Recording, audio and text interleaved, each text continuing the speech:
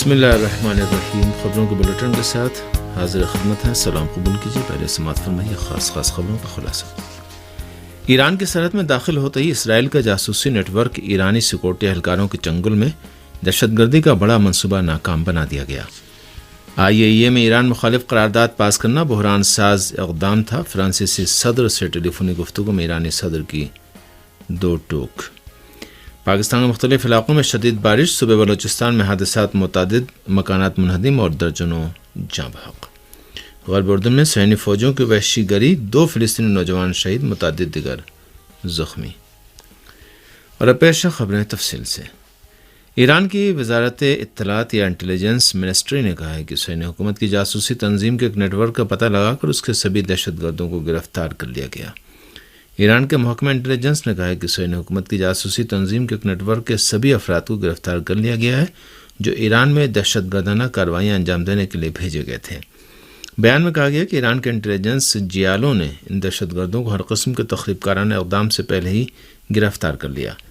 بیان میں کہا گیا کہ دہشت گردی کے اس نیٹ ورک کے افراد ایران کے ایک ہمسایہ ملک کے راستے صہیونی حکومت کی دہشت گرد جاسوسی تنظیم موساد کے ایجنٹوں سے رابطے میں تھے اور عراقی کردستان کے راستے ایران میں داخل ہوئے تھے۔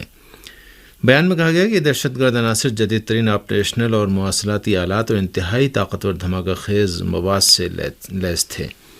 بیان میں مزید آیا ہے کہ یہ عناصر کچھ حساس علاقوں اور پہلے سے طے شدہ اہداف میں تخریب کارانہ اور دہشت گردانہ کارروائیاں کرنے کا ارادہ رکھتے تھے، تاہم ایران کے گمنام سپاہیوں نے ان کو کسی بھی تخریبی کارروائی سے پہلے ہی گرفتار کر لیا اور ان کے تمام اسلحے، دھماکہ خیز مواد اور مواصلاتی آلات ضبط کر لیے۔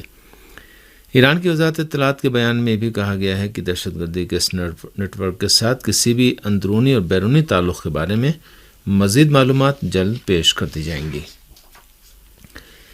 اسلامی جمہوریہ ایران کے صدر نے کہا کہ جوہری توانائی کی عالمی ایجنسی میں ایران مخالف قرارداد کی منظوری ایک بحران ساز اقدام تھا جس کا مقصد ایرانی عوام پر دباؤ ڈالنا تھا۔ انہوں نے یہ بات اپنے فرانسیسی ہم منصب سے ٹیلی فونی گفتگو میں کہی۔ اسلامی جمہوریہ ایران کے صدر سید ابراہیم رئیسی نے اپنے فرانسیسی ہم منصب ایمانوئل میکرون سے ٹیلی فونی گفتگو میں امریکہ اور یورپ کے غیر تعمیری موقف اور اقدامات پر کڑی نکتہ چینی کی۔ انہوں نے کہا کہ جوہری توانائی کی عالمی ایجنسی IAEA میں ایران مخالف قرارداد کی منظوری سیاسی اعتماد کو ٹھیس پہنچنے کا باعث بنی ہے۔ ایران کے صدر سید ابراہیم رئیسی نے اس بات پر زور دیا کہ تہران معاہدے کے حصول کے لیے جامع ایٹمی معاہدے اور سیف گارڈز متعلق باقی ماندہ حل طلب مسائل کے حل اور معاہدے کے فریق ممالک کی طرف سے اس کی مکمل پابندی اور ایرانی عوام کے اقتصادی مفادات کے حصول کو لازمی سمجھتا ہے۔ صدر ایران نے دنیا کے مختلف ممالک کے ساتھ تہران کے روز افزوں اقتصادی اور سیاسی تعاون کا ذکر کرتے ہوئے کہا کہ ایران کے خلاف امریکی پابندیاں در حقیقت عالمی بالخصوص یورپی اقتصاد کے نقصان میں ہیں۔ صدر سید ابراہیم رئیسی نے آپسی اختلافات کے حل کے لیے جنگ اور عسکری طاقت کے استعمال کو مسترد کیا اور کہا کہ اختلافات کا حل سیکورٹی اعتماد بحال کرنے کے ذریعے ہونا چاہیے اور اسلامی جمہوریہ ایران یوکرین میں جاری جنگ کے خاتمے کے مقصد سے مذاکرات میں اپنا کردار ادا کرنے کو تیار ہے۔ اس ٹیلی فونی گفتگو میں فرانسیسی صدر ایمانوئل میکرون نے بھی علاقے کے سیاسی مسائل کے نتیجے تک پہنچنے میں ایران کے کردار کو اہم قرار دیا اور کہا کہ پیرس شام میں بعض ممالک کے عسکری اقدامات کی مخالفت میں ایران کے موقف کی حمایت کرتا ہے۔ فرانسیسی صدر نے کہا کہ ان کا ملک ایٹمی مذاکرات کو کامیاب کرنے کے لیے اپنا کردار ادا کرتا رہے گا۔ واضح ہے کہ ایران کا روز اول سے یہ موقف ہے کہ ایٹمی مذاکرات اسی صورت میں کسی نتیجے پر پہنچ سکتے ہیں جب ایران مخالف امریکی پابندیاں ختم ہو جائیں گی اور ایٹمی معاہدے میں دیے گئے ایران کو اقتصادی فوائد کے حصول کی ضمانت فراہم کی جائے گی۔ ایران کا کہنا ہے کہ ایٹمی معاہدے کے بعد اس معاہدے پر صرف تہران نے ہی پوری طرح سے عمل کیا ہے جبکہ امریکہ نے غیر قانونی طریقے سے خود کو معاہدے سے الگ کر لیا اور یورپ نے بھی اپنے وعدوں پر عمل نہیں کیا۔ اس لیے اب ضروری ہے کہ معاہدے پر عمل درآمد کے لیے ٹھوس ضمانت دی جائے۔ پاکستان کے صوبہ بلوچستان میں بارشوں کے باعث مختلف علاقے زیر آب آ گئے ہیں جبکہ 100 سے زیادہ افراد کے مارے جانے کی خبر ہے۔ میڈیا رپورٹوں میں بتایا گیا کہ صوبہ بلوچستان کے مختلف علاقوں میں بارشوں اور سیلاب کے نتیجے میں 2500 سے زیادہ مکانات منہدم ہو گئے ہیں اور سڑکوں اور پلوں کو بھی نقصان پہنچا ہے۔ بلوچستان میں بارشوں کے نتیجے میں پیش آنے والے مختلف واقعات میں 100 سے زیادہ افراد جاں بحق ہوئے اور زخمیوں کی تعداد 60 سے زائد بتائی جاتی ہے۔ گلگت بلتستان میں بھی بارشوں سے تباہی مچ گئی۔ لینڈ سلائڈنگ کی وجہ سے شاہراہ قراقرم متعدد مقامات پر بلاک ہو گئی جبکہ بجلی گھروں کو نقصان پہنچنے سے بجلی کی فراہمی میں تعطل سے شہریوں کو مشکلات کا سامنا ہے۔ چترال میں موسلادھار بارشوں سے درجنوں گھروں اور فصلوں کو شدید نقصان پہنچا۔ سیلابی ریلے کے باعث سڑکیں بند ہونے سے لوگوں کو نقل و حرکت میں مشکلات کا سامنا ہے۔ وخانپور، لورالائی، حیدرآباد اور بارکھان میں بھی بارشوں سے تباہی کے مناظر جا بجا دکھائی دے رہے ہیں۔ کراچی میں بھی وقفے سے تیز اور ہلکی بارشوں کا سلسلہ آج سے دوبارہ شروع ہو گیا ہے۔ افغانستان کی طالبان انتظامیہ کے وزیر خارجہ نے کہا ہے کہ دنیا کو چاہیے کہ انسانی مسائل کو سیاسی مسائل سے جوڑنے سے گریز کرے۔ افغانستان کی طالبان انتظامیہ کے وزیر خارجہ امیر خان متقی نے یورپی یونین کے ناظم الامور ارنود پاویل سے گفتگو میں افغانستان کے ساتھ عالمی برادری کے انسان دوستانہ تعاون پر تاکید کرتے ہوئے کہا ہے کہ دنیا کو چاہیے کہ انسانی مسائل کو سیاسی مسائل سے جوڑنے سے گریز کرے۔ آوا نیوز ایجنسی کی رپورٹ کے مطابق اس ملاقات میں امیر خان متقی نے یقین دلایا کہ افغانستان کی سرزمین کو کسی اور ملک کے خلاف استعمال کیے جانے کی اجازت نہیں دی جائے گی اور افغانستان کو اندرون ملک یا بیرون ملک کسی کے لیے خطرہ نہیں بننے دیا جائے گا۔ یہ بیان ایسی حالت میں سامنے آیا کہ افغانستان میں دہشت گرد گروہوں خاص طور سے داعش گروہ کی بڑھتی ہوئی طاقت پر عالمی برادری نے تشویش کا اظہار کیا اور اسے القاعدہ سے طالبان کا رابطہ منقطع ہونے پر بھی یقین نہیں ہے۔ البتہ طالبان عہدیداروں نے القاعدہ سمیت کسی بھی دہشت گرد گروہ کے ساتھ رابطہ ہونے کی تردید کی ہے۔ غرب اردن میں غاصب صہیونی فوجیوں اور فلسطینیوں کے درمیان ہونے والی جھڑپ میں 2 فلسطینی شہید ہو گئے۔ اس درمیان حماس نے صہیونی فوجیوں کے وحشیانہ اقدامات کے مقابلے میں فلسطینی نوجوانوں کی استقامت و پائمردی کو خراج عقیدت پیش کیا ہے۔ غاصب صہیونی حکومت کے فوجیوں نے غرب اردن میں فلسطینیوں پر حملہ کر کے کم سے کم 2 فلسطینی نوجوانوں کو شہید کر دیا ہے۔ قدس کی رپورٹ کے مطابق غاصب اور جابر صہیونی فوجیوں نے آج صبح غرب اردن کے علاقوں نابلس اور جنین میں فائرنگ کر کے 2 فلسطینی نوجوانوں محمد العزیزی اور عبد الرحمن صبا کو شہید کر دیا۔ صہیونی فوجوں کی فائرنگ میں 9 فلسطینی زخمی بھی ہو گئے۔ فلسطین کی ہلال احمر سوسائٹی نے رپورٹ دی ہے کہ زخمیوں میں 1 فلسطینی کی حالت تشویشناک بنی ہوئی ہے۔ یہ ایسی حالت میں ہے کہ غاصب صہیونی حکومت کے فوجی علاقے میں کوئی طبی امداد بھی نہیں پہنچنے دے رہے ہیں۔ 2 فلسطینی نوجوانوں کی شہادت پر آج نابلس میں عام سوگ منایا جا رہا ہے۔ فلسطین online Telegram channel نے خبر دی ہے کہ بیت المقدس کے علاقے شعفات کے کیمپ پر بھی صہیونی فوجوں نے فلسطینیوں پر حملہ کیا اور اس کیمپ سے بھی کئی فلسطینیوں کو گرفتار کر لیا گیا۔ دوسری جانب فلسطین کی اسلامی مزاحمتی تحریک حماس نے غرب اردن کے مختلف شہروں میں جملہ نابلس اور قباطیہ پر صہیونی فوجوں کی جارحیت کے مقابلے میں فلسطینی مجاہدین کی بہادری اور شجاعت اور دلیری کو سراہا ہے۔ تحریک حماس نے کہا کہ فلسطینی نوجوانوں نے شجاعت و دلیری سے صہیونی فوجوں کی جارحیت کا مقابلہ کرتے ہوئے جام شہادت نوش کیا ہے۔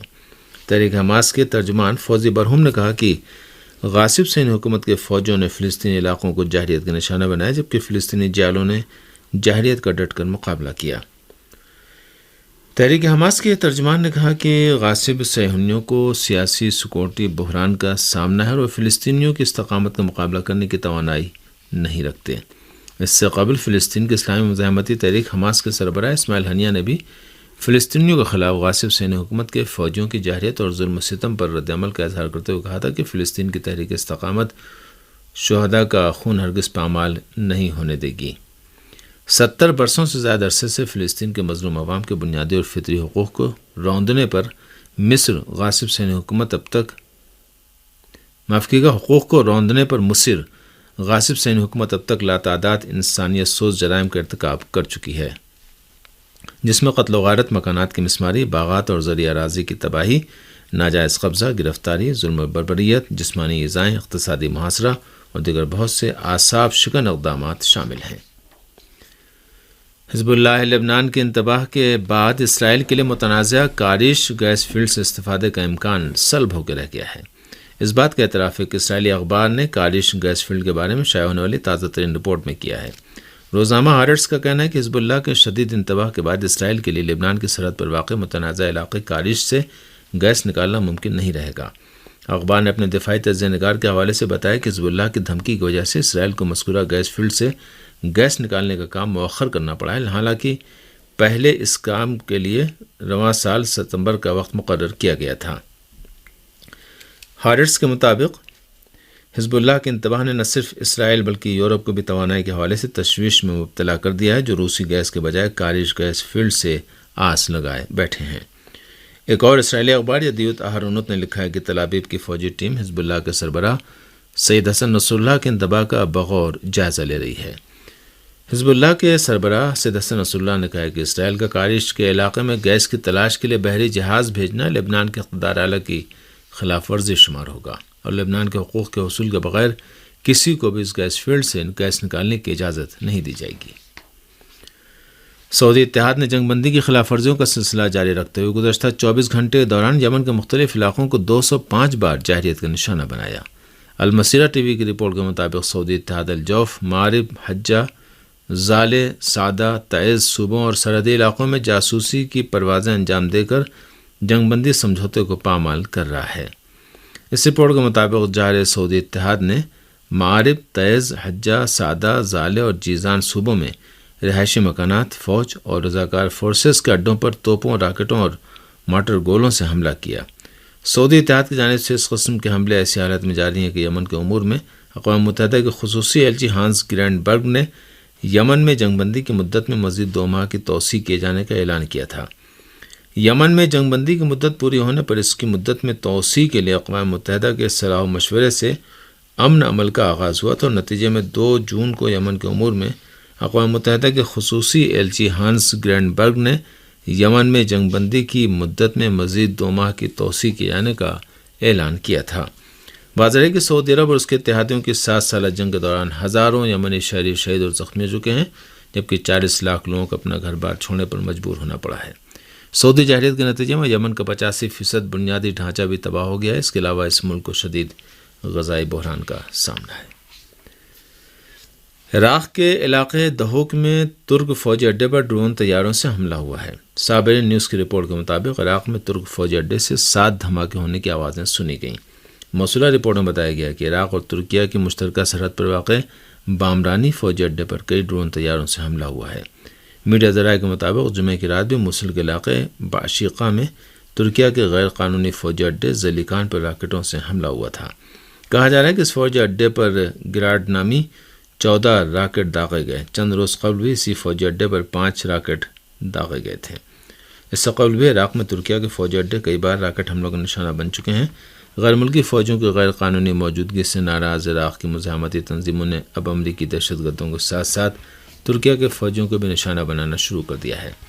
اس سے قبل گزشتہ ہفتے بدھ کی شام ترک افواج نے عراقی کردستان کے شہر زاخو میں ایک سیاحتی مقام پر گولہ باری کر دی تھی، جس کے نتیجے میں 11 عام شہری جاں بحق اور 31 دیگر زخمی ہو گئے تھے۔ رپورٹوں کے مطابق ترک افواج نے گزشتہ 7 ماہ کے دوران عراق کے دہوک، اربیل، سلیمانی اور موصل پر 281 بار حملہ کیا ہے۔